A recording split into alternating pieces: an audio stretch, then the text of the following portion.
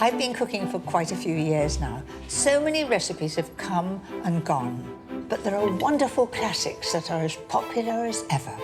In this series, I'll show you how to cook some of the best of them in my very special way.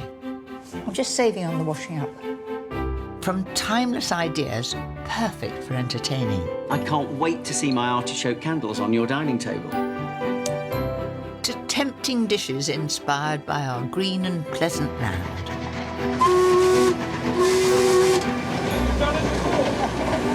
I enjoyed that. And some classic home comforts that'll put a smile on your face.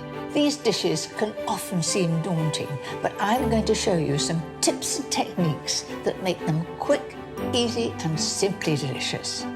And most importantly, with almost no fuss. In this programme, some favourites from the past that are making a great comeback. Whoa! How about that then?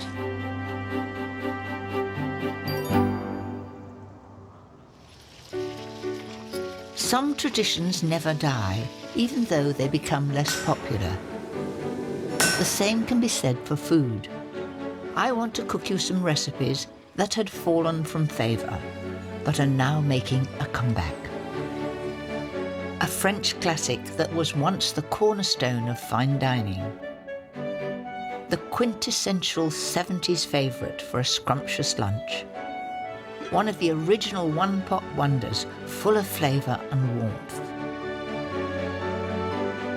And this heavenly combination of banana and toffee, where would we be without it? But first, a starter that's come flying back into our hearts. Prawn cocktail was the fashion in 1966 when I first made it. The very first dinner parties that we had when we were married, an awful lot of thought and effort went into what you were going to serve. And if it was a really special occasion, without doubt it would be prawn cocktail. This neon pink starter was once found on almost every restaurant menu. 50 years on, and it's staging a well-deserved comeback. For me, the secret to a perfect prawn cocktail is all in that famously pink Murray Rose sauce. Couldn't be easier. 150 ml of mayonnaise, and use the full fat one. Into the bowl. Now, to give it some colour and oomph, I'm going to add some sun-dried tomato paste. You know, in the old days, we would have just used tomato puree from a tube, which made it very, very bright pink. This is a much more delicate pink. So 2 teaspoons. That's it. add a lively dash of Worcester sauce. And now for my secret ingredient. In 1966, I put hot horseradish sauce in it, and I've kept up the tradition, and I think it's one of the best Murray Rose sauces. Finish your sauce with seasoning and a generous squeeze of lemon. So that's it. Add some lovely North Atlantic prawns. Make sure to pat them thoroughly dry. If they're all wet, when you put them in with the mayonnaise, it'll become very, very runny. Gosh, it's certainly taking me back a bit. Finally, shred some beautifully crisp lettuce. But for me, what makes it a prawn cocktail is the gorgeous presentation. Pile the prawns on top of the lettuce. In that goes. Just fabulous. And one final flourish. Some beautiful prawns. How you put them is just up to you, but I think they look rather nice hanging on the side.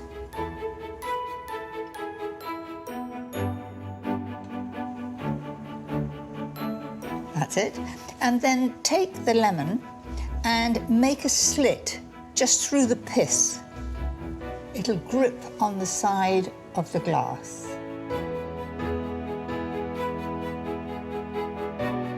A dusting of vibrant paprika and a sprig of parsley complete the picture. In 1966, prawn cocktail was very avant-garde, right up to the minute, very fashionable. Well, here we are. I give it a great welcome back because I love prawn cocktail.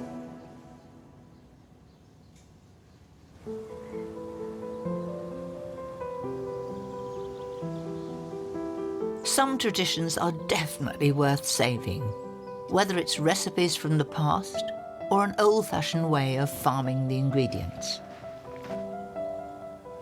I've come to a beautiful corner of Hampshire, next to the New Forest, to meet Robert, a farmer with a lifelong love of horses. Morning, Mary. Good morning. Shake hands as soon as I got rid of this lot. Hello there. How are you? You okay with horses? I love them, thank you. What's she called? This is Edith. Hello, Edith. You're going out to do some work, young lady. And just to top it off, she's got to work with a stallion as well. So Oh, dear. You're going to have a tough time. it's your turn. Edith, get Come off on. me. Like many of the horses he breeds, Robert was born on this farm, and he's never strayed from the old ways of working the land. Forgive me, but, you know, there are machines. Why do you do it with horses? My father never fully mechanised, worked tractors along with horses and vice versa. And so Dad never got rid of them when everybody else did. And so I was brought up with them. They sort of grow on you somehow. And how many horses would you use for ploughing usually? We use anything up to 8. Good gracious, you'd prefer it this way? There are days when you think, well, I'm not sure why I'm doing this at all, but it's a joy. If it goes well, there's nothing better. Well, we've got it all ready. How difficult is it? Will you show me? Oh, certainly.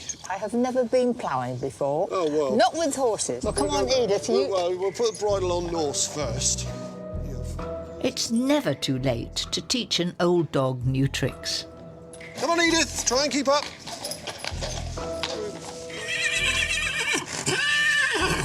Well, you're rather full of yourself, aren't you, mate? Well, there are 1 or 2 other girls about, I think, in the other field. Yeah. If you've got it, you have to flaunt it. Before I try my hand at something new, I want to show you a die-hard classic I've been cooking for at least 60 years. I learnt to make the soup in college, and it was one of the first recipes we started with, and I'm going to show you how easy it is. So to start with, I'm going to take some butter and some oil. If you put butter and oil together, they can come to a higher temperature without burning. When it's sizzling nicely, slide in 6 finely chopped onions. Plenty to feed a household and so economical.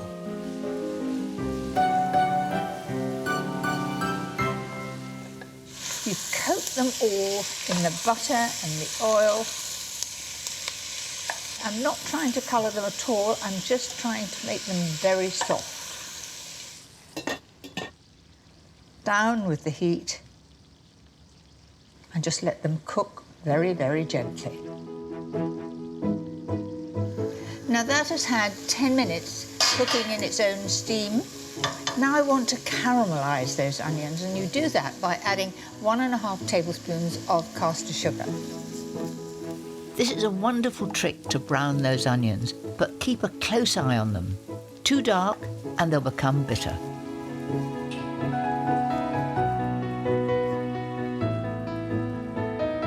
So the onions have been cooking for about 15 minutes. They're a gorgeous sort of conker colour, and the smell is wonderful. The next thing is I'm going to add 200 ml of wine, and I'm pretty good at judging 200 ml in a bottle. Years of experience. So in that goes. Exactly. Turn up the heat to drive off the alcohol and reduce it by half. Then add 2 litres of good stock. Already the soup is that gorgeous deep brown colour, but to add fragrance and flavour, 3 bay leaves and a sprig of rosemary. Give it a good season and a final 10-minute simmer. And the soup should be ready now. Look at that. Oh, it smells absolutely beautiful. Find a lovely deep bowl to do it justice. I think this is every bit as good as you would have it in France. After all, we've used exactly the same ingredients. To top it all off, I need one more delicious morsel. Bubbling croûtes, smothered with mustard and Gruyere cheese. Oh, I love it. That makes me think of Switzerland. Funny that we should be using it for French onion soup.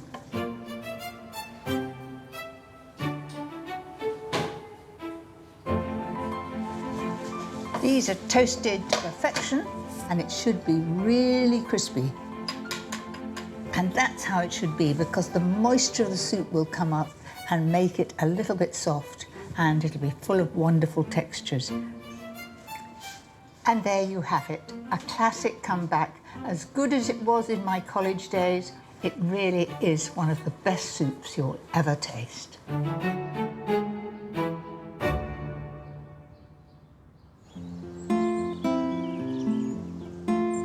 Back on the fringes of the New Forest, I'm about to have my first taste of ploughing, the equine way.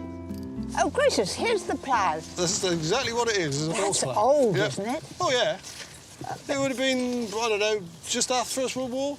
Really? Come on, excuse me, I know you don't really want to go to work, but, you know, a little more enthusiasm would be nice. I hope he's talking to the horses, not to me. Right, Twinkle Toes, in the furrow. Edith! Thank you, that's where I want you. Hold fast. I've been driving a car for decades, but this is something else. They're going at quite a pace, aren't they? Yeah, they will steady down. They usually go slower away from home than they do towards. And how would you stop them? Whoa! Look at that. They know Their your master voice. voice. They're very obedient, aren't they? Yeah, it's the tone, basically. And, I mean, they're listening for you to say whoa all the time. It's taken years to train Edith and Norse to work this well, but Robert makes it look so easy.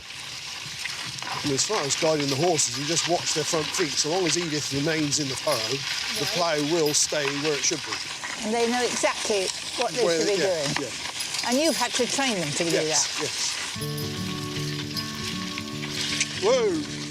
Whoa! Right, Mary. Now it's your turn. I was afraid that was coming. Walking the dog is one thing, but 2 tons of determined workhorse is quite another. I hold firmly on here, and you're going to hold Yes. right. Yeah. And if they go too fast, I have to say, whoa! Yeah, exactly Right. that. Are you listening to me?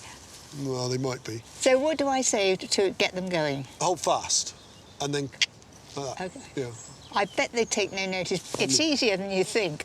Ha ha. Norse, hold fast. Get up. Just let Edith's line off a little bit. Just let it slide a little Right. bit. There you go.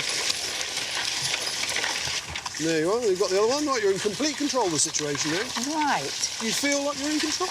Well, you know, it's good walking in the furrow because it's beautifully smooth, and these ropes are just guiding them. You watch their front feet. So long as she's there in the furrow, the plough will plough. So all you have to do is follow it. Farming like this may seem old-fashioned, but it can have a lower impact on the environment than using machinery. Shall I see if I can stop? Yeah, go on. Whoa!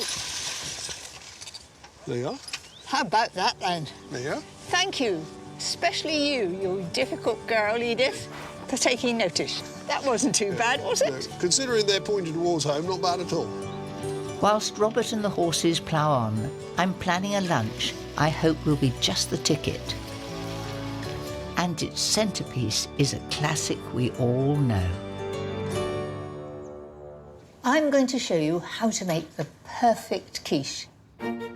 For me, the secret lies in a beautifully crisp pastry crust.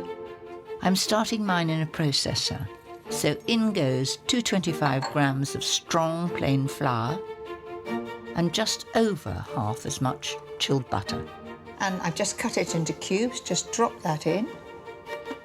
And give it a quick whiz. A few seconds should do the trick.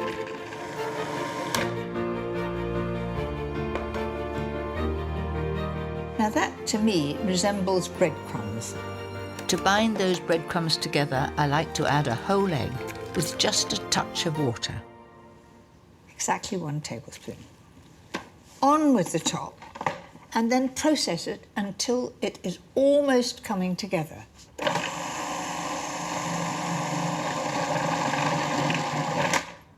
Now that's enough. Now for the bit I love best, rolling out the pastry. That's it. Always flour underneath the pastry. This brings me back to my college days. And flour the rolling pin. And roll that out a little to begin with. Keep it in a round. Don't make it into an oblong. Now, I reckon that is about the right size. Let's have a look and see. First, slip the base under the sheet. I'm going to show you the perfect way to get your pastry into the tin without disaster. Fold in very gently all the way round. Fold it in like that. That's it. And I think this way is really very, very easy. Then just pop it in there. Then gently press the pastry into the sides to give you that wonderful fluted edge. To ensure the very crispest of crusts, I'm going to bake it blind once with beans, then remove the beans and the paper and Back in the oven at the same temperature to really dry the base out. It'll take about 5 or 10 minutes. Keep an eye on it. I'm jolly pleased with that. Once the base has cooled, it's ready for the fabulous filling. First, a couple of finely sliced leeks, along with 2 chopped up celery sticks, all beautifully cooked in a little olive oil until really tender. I'm going to spread that right to the edge so everybody gets a bit of leek and celery. Top it with some gutsy grated Stilton and a sprinkling of parsley. To bind all these wonderful flavours together, I'm making a rich savoury custard from 4 eggs, 450 ml of double cream, and just a little salt and pepper. So pour that over right into the corners, and that's just the right amount. It looks good already, doesn't it? One last trip to a slightly cooler oven at 160 fan until the filling's just set. There it goes on the plate, and then a little bit of a wobble. That's how to make a perfect quiche, a beautiful golden brown underneath. The custard is beautifully set, and I know it's going to taste delicious.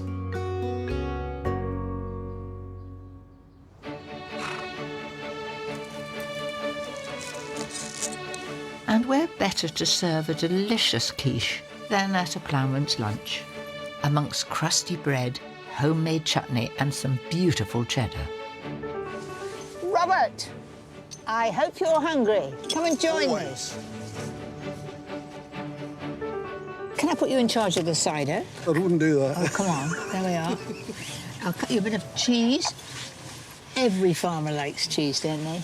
Well, when I was a kid, a ploughman's lunch was a raw onion, big lump of bread, big lump of cheese, and a bottle of cold tea.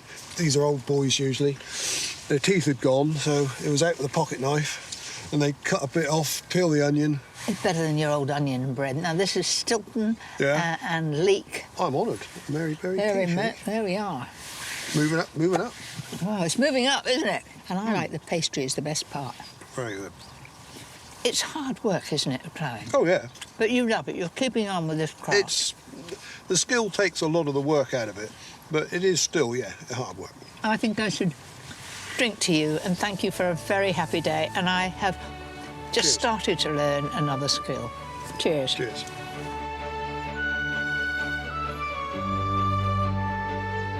Being on the farm with Robert reminds me of another hearty classic that deserves to be championed. Irish stew must be one of the original one-pot meals. I was brought up on it. Very simple, no wine, no cream, just lamb, carrots, onions and potatoes. I always use neck fillet, just like my mother did before me. The full flavour of the lamb is brought out with the long, slow cooking. Lightly coating the meat in flour is a great way to thicken any stew. 1, 2. Add a little oil to a hot, flame-proof casserole. Then just put the meat in, wait for the sizzle, spread it out in the pan and keep turning it until it's brown on all sides. All I'm doing is just giving it a nice crisp outside, which will add to the colour of the casserole. I don't want to lose all those meaty flavours, so I'm going to fry up my 2 thinly sliced onions in the same pan, along with 3 sliced carrots. Now, actually, I'm going to put the lid on there. I'll tell you why, because it'll create a bit of steam, and the steam will loosen that lovely crusty bit at the bottom of the pan. Now, that is all going to add to the flavour. So while that's just starting off on its own, I'm going to slice the potatoes. I don't know whether it's classic to put the potatoes in a pattern on the top. I think many people just put all the vegetables in, higgledy-piggledy, but that's what my mother used to do. And I used to like it because you had lots of crispy potatoes, so that's what I'm going to do today. I'm just going to have a look and see how these carrots and onion are. Now I'm going to add a couple of bay leaves.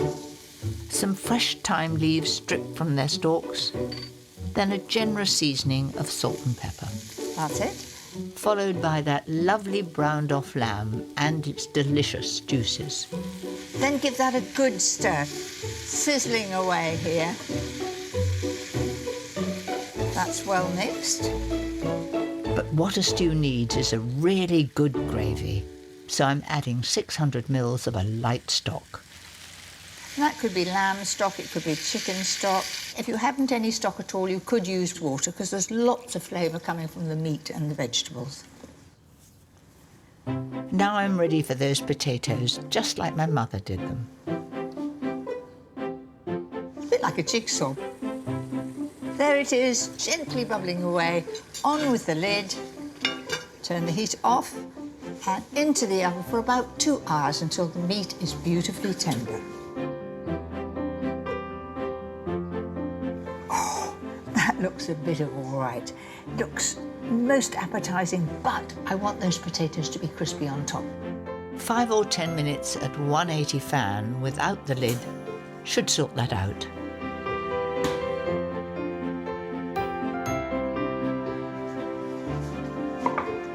This doesn't half remind me of home. Let's see how it is. The carrot, the potatoes, the meat, and all that wonderful juice and gravy. That slow cooking, it makes all the difference. Pretty good.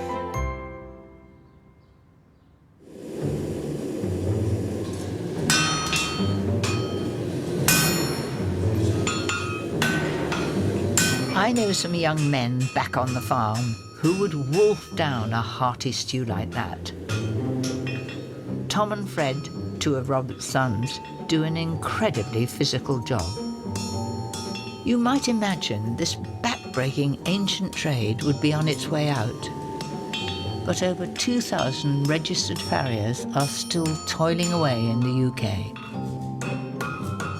That's certainly hard, hot work. It certainly is. And that's for quite a big horse, isn't it? Yeah, this is for cart horses. We only make the cart horse shoes now. Everything else you can buy in much cheaper and easier than sweating over this. So how many horses do you have here? I don't know, must have 30 full-breds and probably 20 odd ponies and things. There's got to be 50 horses here. Well, you could be kept in business on your own horses, couldn't I mean, you? but Dad doesn't pay very I was just going to say, I bet he's not as generous. No, certainly not. But these 2 don't just earn their money through sweat.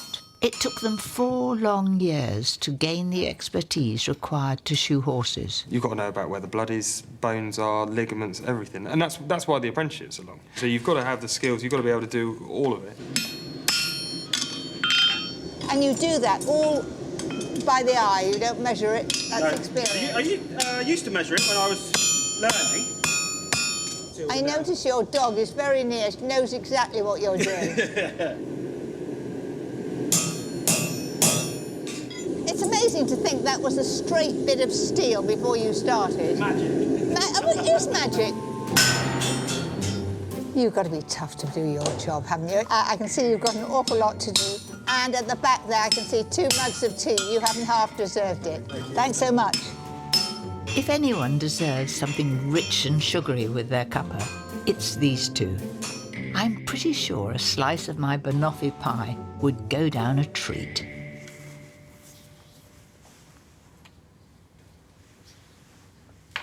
I don't know whether you've noticed, but there was spring in my step. I'm going to be totally indulgent and do one of my favourite puds. What could be more delicious than a simple biscuit crust of digestives and melted butter? I use a 20-centimetre tin. Once you're ready, slip it in the fridge to chill. And I'm now going to start with making that glorious toffee topping. Mix together 75 grams each of butter and light muscovado sugar and stir until the sugar has completely dissolved. And then we add the condensed milk. What memories have you got of condensed milk? I can remember it in a tube. We used to put it on biscuits, you'd put it on bread, and it just brings back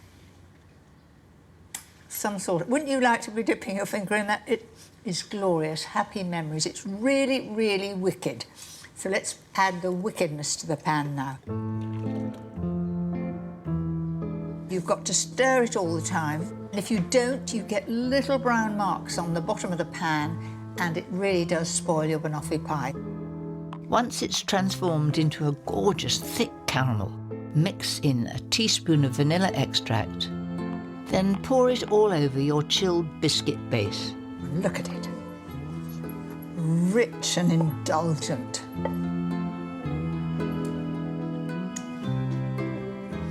It is delectable. It's absolutely delicious. I'm just saving on the washing up. After an hour or so in the fridge, my irresistible toffee should be set. What's needed now is a layer of bananas. Just in from the edge, because if I leave the edge right out, it'll go brown, so I shall be keeping the air from it when I put the cream on top. Just in case you thought that wasn't enough richness, it's time for a generous dollop of whipped cream. I told you it was an indulgent pudding. If you can fight off the clamouring crowds long enough, give it another hour to chill. Finish with a flourish of piped dark chocolate.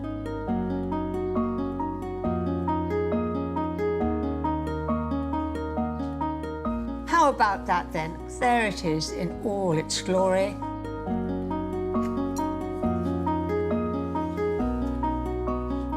Not much gets better than this. It's absolutely superb. Well worth the effort, and I'm enjoying every mouthful.